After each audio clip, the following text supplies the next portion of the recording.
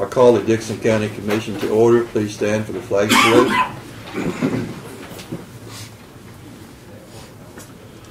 I pledge allegiance to the flag of the United States of America and to the republic for which it stands, one nation, under God, indivisible, with liberty and justice for all.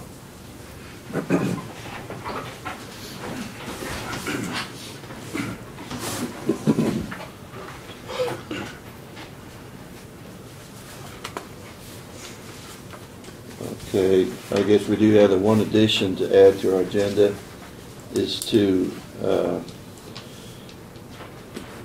consideration of the bridge materials for the Fish Passage project. We had tabled that, and at this time we'd remove that from the table and act on that. So with that addition, I move we approve the agenda. Second. Been moved and seconded. All in favor say aye. Aye. Opposed? Motion carried. Minutes of the August 22nd work session under consent agenda and regular meeting. Payroll of $230,779.24 and abatements of $260.38. I'd move that we approve the consent agenda as presented. Second. Been moved and seconded. All in favor say aye. Aye. Opposed? Motion carried. Commissioners' comments and committee reports. Well, we had quite a meeting last night that was held over in Morris County.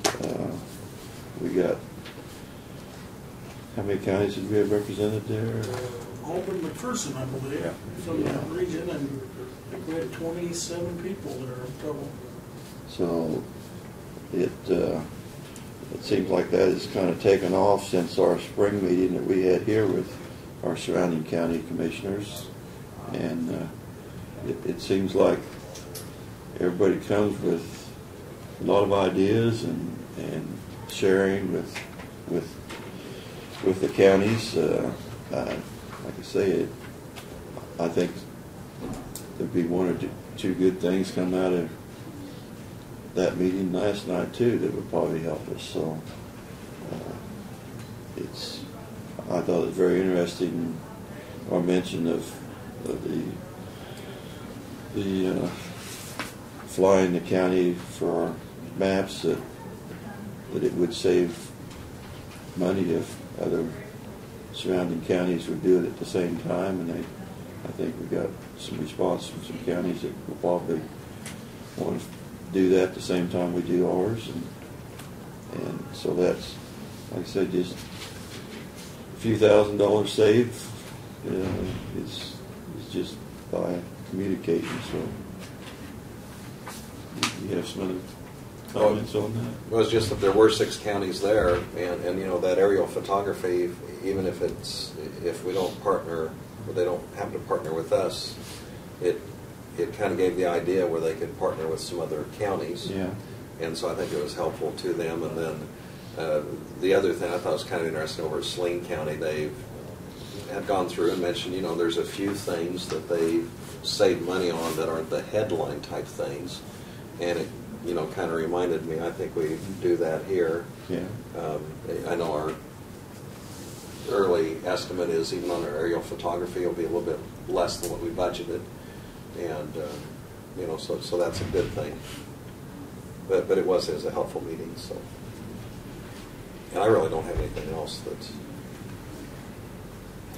Yeah, I enjoyed it. And mentioned last night I did, you know, which I'm into the heavy equipment stuff, but the way they can, you know, the 5 and 7 year lease buyback program and then the rebuilding program.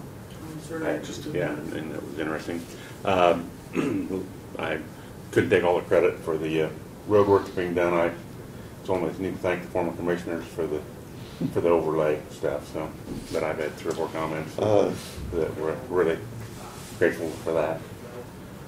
So thank you, Lauren. I might mention the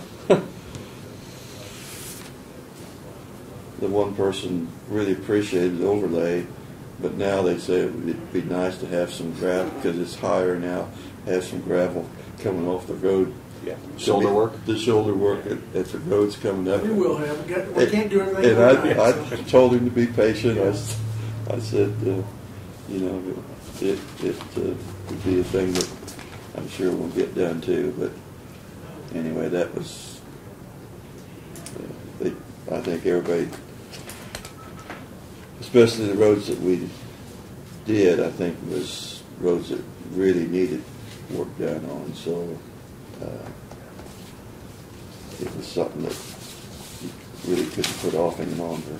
Nothing on the computer for income. Okay. Hey, I have noticed, just going on 14th Street, Old 40, around on Van Buren, some of the shoulder work probably needs touched up a little bit. It does, we've got, from the moisture along the edge, we've got some ruts and stuff, and that's on the list. We've just been so inundated with Yeah. the blowouts and stuff from these things I've described that we're spread so thin, the guys are, we've actually got a couple of them working overtime tomorrow on a couple of things that are. Okay. And some of that is in and out of city limits to the county and so on. So I know they work closely with Lon Schrader on that.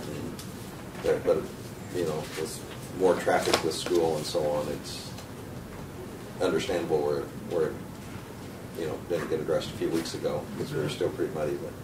But might put it on the radar there, or it sounds like it is already. So It is, yeah.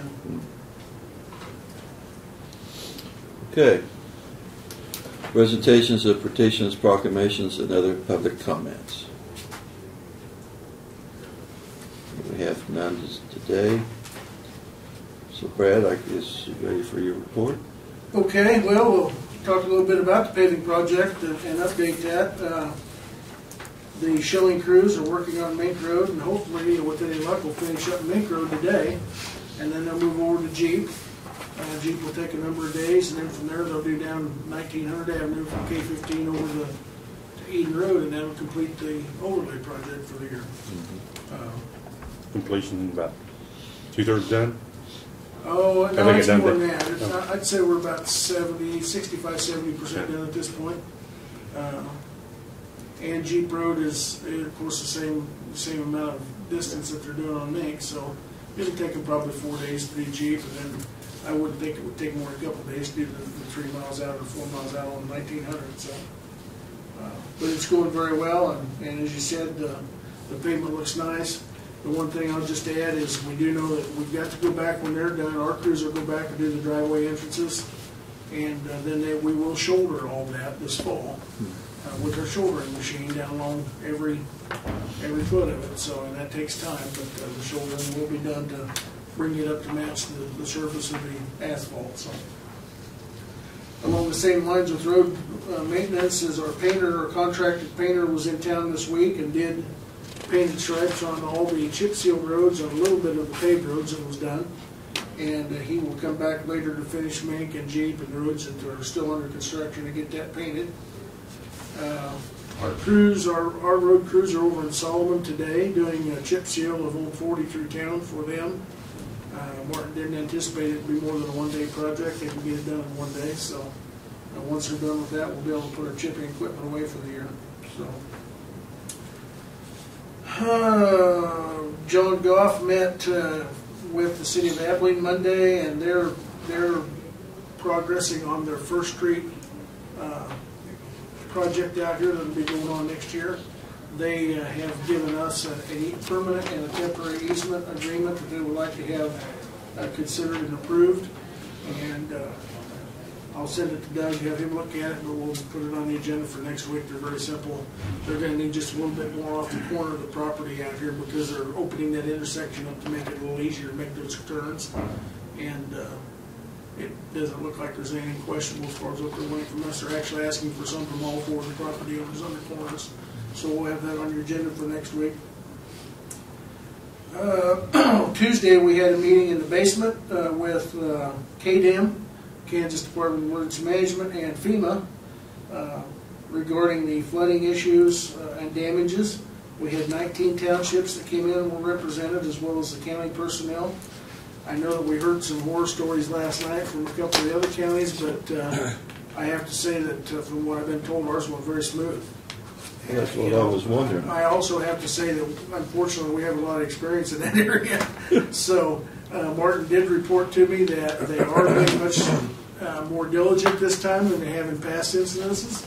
That the personnel wanted to go out, he had to take the FEMA personnel out, and they want to see 20% of the damage. Well, they and did. photograph it, so they want to put boots on the ground. So he was out till 6 or 7 o'clock Tuesday night with their personnel driving around the locations so they could see and photograph the damage that we've claimed. So they're being a lot more diligent, a lot more intense, but Well, that's just good. yeah, and there's nothing wrong with that. I had no reports that they were hard to get along with or there was any issues, but at the same time, I know our personnel have done a very good job of putting together the data and the information that they need so it's ready for them when they come in. Because like I say, this isn't our first rodeo. We've been through it a number of times. So, and Well, some of the other counties just acted like it was going to be more trouble than what was worth, and I just couldn't believe it. well, a lot of that I suppose depends on how prepared you are. Because if you don't have all that information for them when they come in, it is problematic. And we've been down that boat before, but we've learned from it and we got everything compiled and pretty much knew what they were going to need. So Well, my understanding thanks. is it went real smooth. So. You know, what's our chances of getting money? Well, I think it's very good. It's all hands on whether we get a presidential declaration at this point from the federal government. I have no reason to think that there won't be. But the fact that FEMA was here and they're going out and looking at it's a really good sign. So I'm sure. Well, I tell you, there's a lot of gravel where the water went across gravel roads. Yeah. It A really lot of it took ended up in the greater ditches. it took it off into the ditch, So. and so that I know our township. I see they've already coming back and re-graveling a lot of the places. Yeah. is there a dollar amount estimated on that, on how much gravel alone? I know. We don't have one yet. We know that the threshold we have to meet is about $60,000 damage. We're obviously going to meet that and surpass it easily. The big question, and they'll have to make a judgment, one of the reasons they want to go out and look is on culverts and bridges. They won't pay to completely replace the whole thing. They'll only pay what was damaged. So you have a certain, I'll call it a depreciation factor, that if that bridge is 50 years old, that they figure in, and they're going to pay for whatever the storm caused and nothing else. So that kind of plays into the equation, but anything we get's something we didn't have because we know we've had to expend it. So our people had a good experience, so we'll stay on it and pursue it. So giving you a copy of the staffing reports for August, and we've just had a couple changes with resignations and nothing out of the ordinary that I'd call to your attention. We will have, possibly next week, we'll have a change order for sewer district number 3. It'll be change order number 2, which honestly in a major project like that, only having 2 change orders is pretty unheard of. But this change order deals with a number of small issues, that just need to be cleaned up. It has to do with a little bit of fencing and a change in the driveway that we put it. And it should probably be the final change order of the project. We had it prepared. Caw Valley had it to us, and I removed 2 of the items from it. One of them was a generator for the backup generator. The other one was the fence around the lift station. I felt like we could do better with local contractors on that. This week I put together an RFP, or request for proposal, and we put it out to 6 fencing vendors to get bids back by next Friday on that. 2 reasons for doing that. One, I think we can get a lot better price than what was bid on the original project. Second, we can get local vendors and give them some business instead of somebody from out of town, which is kind of important to me.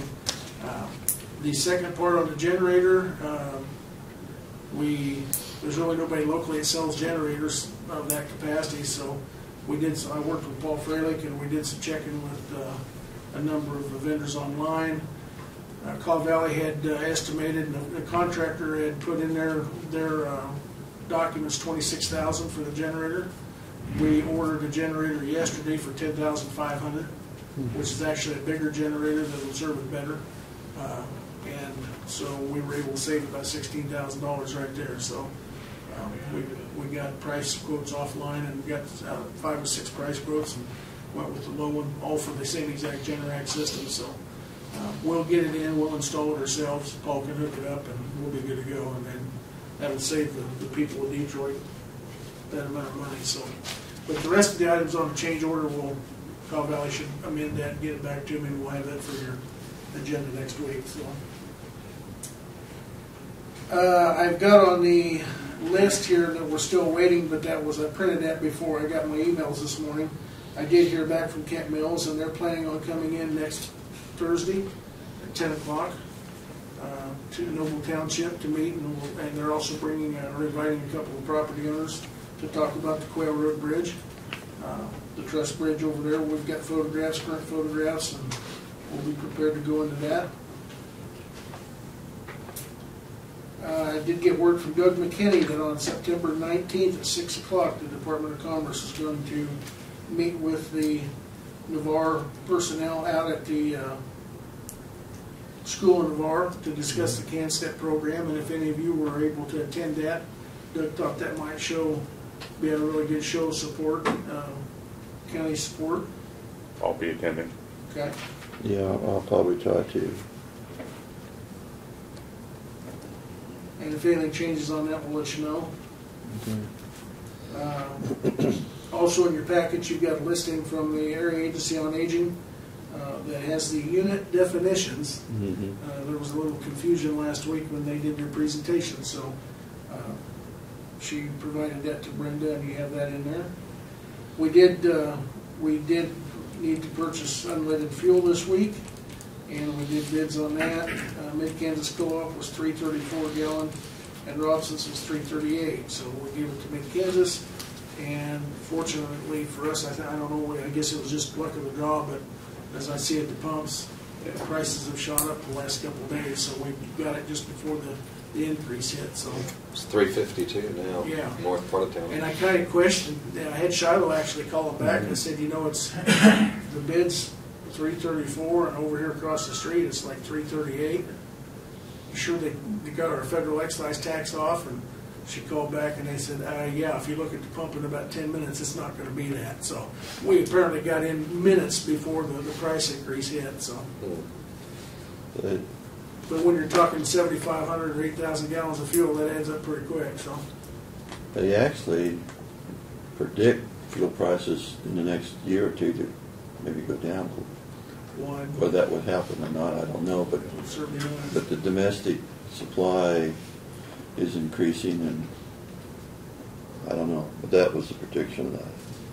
I know that's what the Keystone Pipeline predicted. I was going to say the pipeline's going through. That's right. Yeah. And as we all know, everything, the price of everything we deal with is driven by the oil prices. So maybe that would make a difference. I don't know. Sure be nice for a change. Just to update you on the inventory, we do have our inventory, our computerized inventory all completed, and by next week I should have the document printed out and signed by all the department managers. We've got our readers back from being updated, and so next year or later this year when we do the inventory, we'll be able to check those out to each department. They can just scan the barcodes on everything and bring that to you guys. Really? And there's no way unless they take the barcodes off and hide them, if they scanned it and the machine says it scanned it, they had to account for it. So It's going to make our job easier. it's going to make your job much easier, and it'll make the manager's job much easier, and accountability will be, the perpetual accountability that our auditor wants will be much better. So, and then you'll just have one document you'll go through and look at and sign that it was done, and everything will be computerized, and we can look it up. So that is all completed. Sherry's put a lot of work, as you know, a lot of work into that. And we had the two readers that Homeland Security bought for other purposes a few years ago. We were able to no longer are used for that purpose, and we were able to send them in and get them updated to use for this. So the cost of it was kind of minimal, and another benefit of our new CIC program. So I think you'll find And that was one thing the auditors always kind of harped on us, yes, wasn't it? that perpetual inventory. Yeah. So. And the last thing I had is just to let you know that for many years we've applied for and received EMPD. I think it's EMPG, but I got D. EMPG grant funding from the state of Kansas for roughly half of our emergency management director's salary. They reimburse us for that, and that is a benefit of having a full-time emergency management director. The state pays for half of that. That money, as you remember, was in jeopardy last year when the legislature was in session, and at the last minute it was funded. And of course, we've applied for that, and we were notified this week that we were awarded that again. So it's $24,258 that otherwise we would have to account for locally. So, and every dollar counts anymore. So the fish passage grant, we have I got the approval and the thumbs up from the U.S. Fish and Wildlife representative we're working with to go ahead and do the bids and order the materials. So with that being brought off the table, you've got a sheet there, a tally sheet, that when you get to that, I'll go into those details. So I think that's it, unless you have any questions. Doug, did you have any information for Well, us? nothing compares to any of that. I have the tax sale that we started at 57 parcels, and I anticipate we may be actually having to sell 7 or 8, and so there's where we come. Now, we didn't file on 57, but when we started, we sent notices out, some paid, but we actually filed on something in excess of 22 or 3. And now I think we'll be down to 7 or 8 that will actually can't redeem and will probably be sold.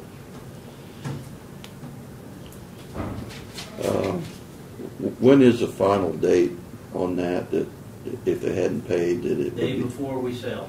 Just the day before you Day before. sell?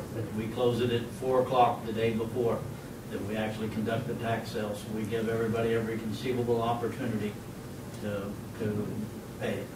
We don't have payment plans, but and what date would that be then? Haven't been set yet. Oh, haven't been set. It'll be set by the court. Right? Yeah, it'll be set by the court. But just for my information,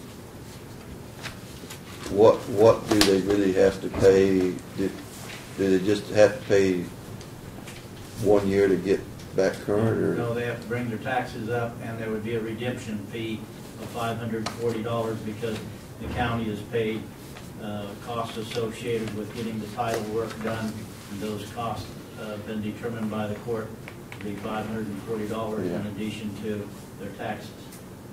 So it doesn't move 1 year and then we do it again. So they have to pay all 3 years then? Okay.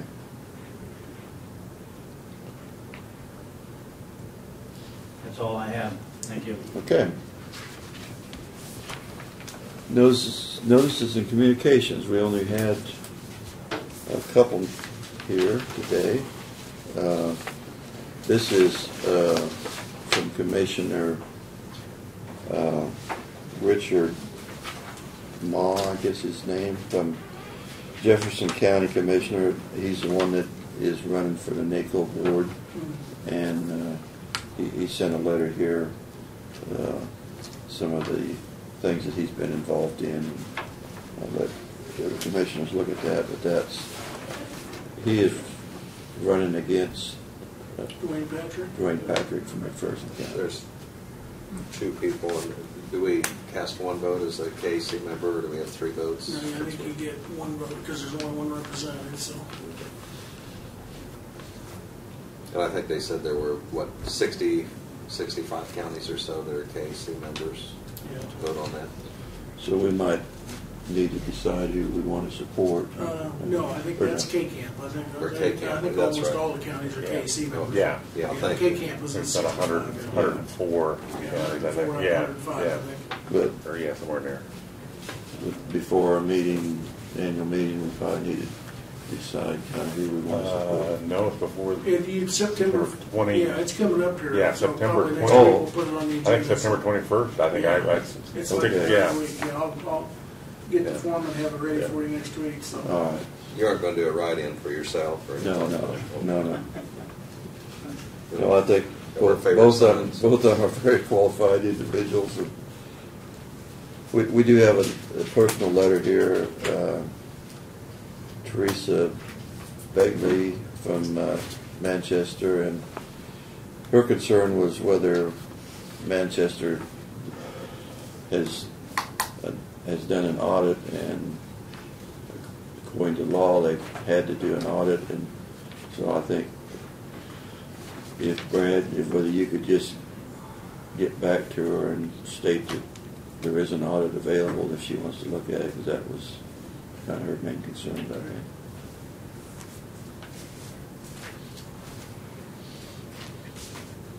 Okay.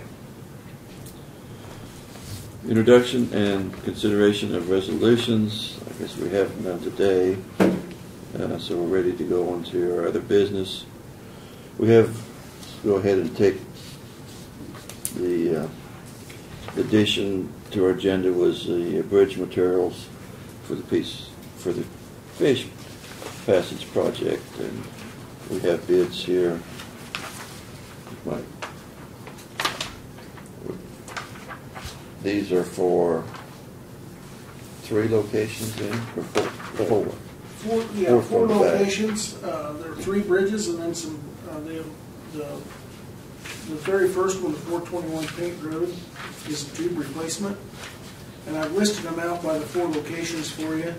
I listed each one of the companies that provided the bids, and then highlighted the low bid on each one, and then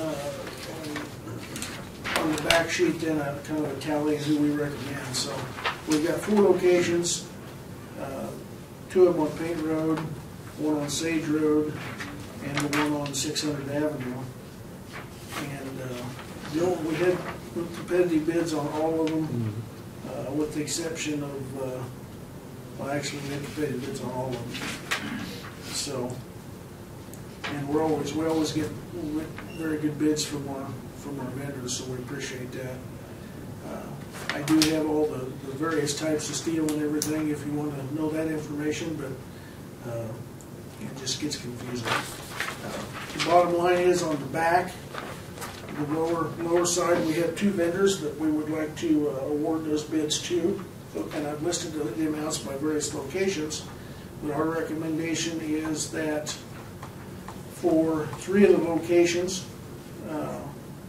we award the steel bids to Husker Steel, Lincoln, Nebraska for $29,889. And I'll give Tim a copy of this so he knows the addresses. That helps out. And then on the all 4 of the locations, we would request to award the bid to Wellborn Sales of Salina in the amount of $67,248.73. So moved.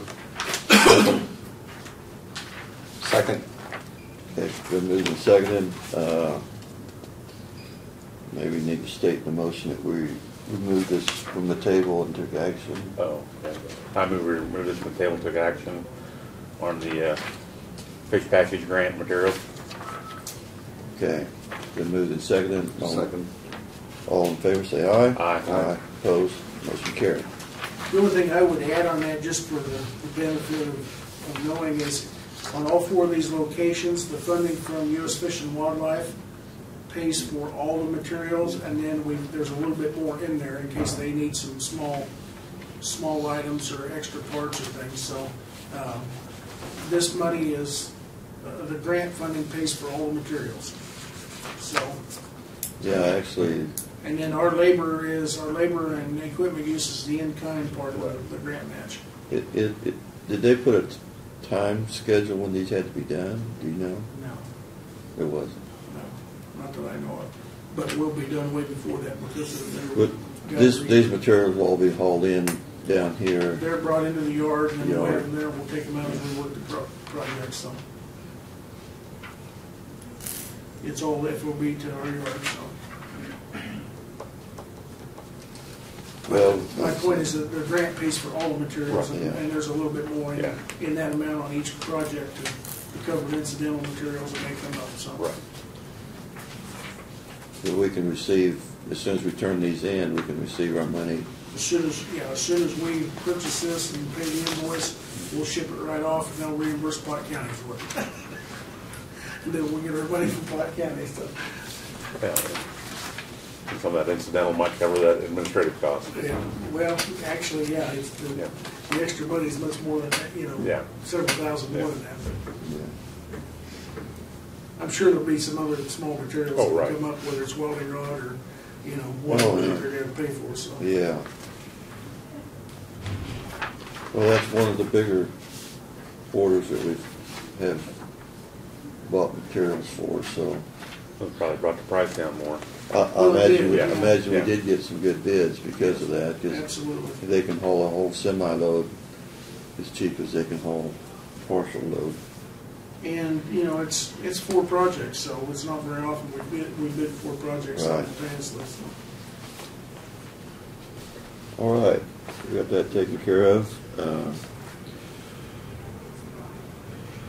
The letter of support for the Heritage Trust Grant Program, you have some information on that? Yeah, you've got that. I'd sent you a draft of that if you're comfortable with that. If there's any changes need to be made, I can do that as well, so. I'll go ahead and make the motion that we send a letter of support for Joe and Anita Miller, the current owners of the property known as the Gustav Kubak House. Second? Okay, it's been moved and seconded. All in favor say aye. Aye. Opposed? Motion carried. And during our work session, we had Dustin come up and explain, well, I'm not sure I can explain what he explained, but after visiting with him, I think our consensus was that we might delay that for a week to, The AG 40. And the other one will be tabled till yeah. rewrites the Ag 80. And what these are referring to are the regulations of buildings, people buying plots of ground in the rural area and building on them. And he wants, the planning and zoning board have met and discussed it. And anyway, we feel like that they still maybe need to do some work before we pass it. And but anyway, it concerns with regulations on how many acres they have to buy and those type of things, and whether it's along a highway or whether it's out in a remote area that's hard to get to, and so it deals with a lot of different scenarios, and but the idea of, I guess, of the zoning, the way that the regs, the way they are trying to maybe encourage areas of development that are more generally areas that are easier to get to, is along a paved road or closer to a residential area that has EMS service, and so they've done a lot of work on that, but there still was some issues on how much ground actually needed to be purchased, and so do we need to do anything at this time, or Probably just Or- table Table it. it. I appreciate the work Dustin's Yeah. doing on this and also on the zoning, because it is an important issue that you don't want to necessarily have things on just a case-by-case basis, but if you Yes. can come up with a kind of a guideline to follow, where there is some control and the planning is in place, because there's situations where families have other family members that they want to build in the same quarter or part of the farmland, and then there's instances where people maybe want to buy some property or sell property to have some housing, and so there's certainly ramifications to the way this is laid out, and so I know they're working on it diligently. So I don't know, maybe Brad, you might have something, or I know Craig, you had some Well, concerns. and I'm not, in the Ag 40, and the biggest change, I mean, there's a whole section, but the lot dimension is, and it's within 3 miles of school, an active school stuff, and we give the one that we're going to postpone for a week, give Tim a copy of that. I think it's a big enough issue that Like public input. If we can have some any. public input would be good. Like I say, there just needs to be something put in place, like Lynn said, that you're not just making a decision every time somebody comes in, because it looks like you could be giving favoritism to one and not to the other. So just trying to come up with a set of rules that make sense, and like I say, it's We can have this on the website also, and We will have it on if there anyone this wants to afternoon. come in and get a copy, it'd be available. And the Ag 80, just my impression, Dustin was already talking about making changes after we passed this, so Yeah. like with our recommendation, we just wait till he gets it completed rather than doing it twice, to bring it back to us as a finished product, because there was, he was already talking about making changes to the Ag 80. So I'll make them, you want to make them 2 motions or 1 motion? Just a table. well, Table. I think the one we probably next week ought to Yeah. take action on, the Ag 80 Put it off till Dustin brings it back section. to us. He actually wants to go back to the planning commission Yeah. again on that one before he brings it, but probably next week we do need to maybe take action on this Ag 40. Sounds good. I move we table Ag 40 for 1 week. Second. Okay, been moved and seconded. All in favor say aye. Aye. Opposed? Motion carried. I move that we table Ag 80 until Dustin brings us back a revised regulation. Okay, Second. been moved and seconded. And he said that'd be probably October. October, yeah, October would be the earliest. Yeah, he 40 didn't, years out of he this. didn't feel like he needed to rush that one, and he really felt like maybe the planning and zoning and planning would make some small changes in that one. So it's been moved and seconded, or we postpone then the Ag 80 until Dustin gets back to us. All in favor say aye. Aye. Opposed? Motion carried.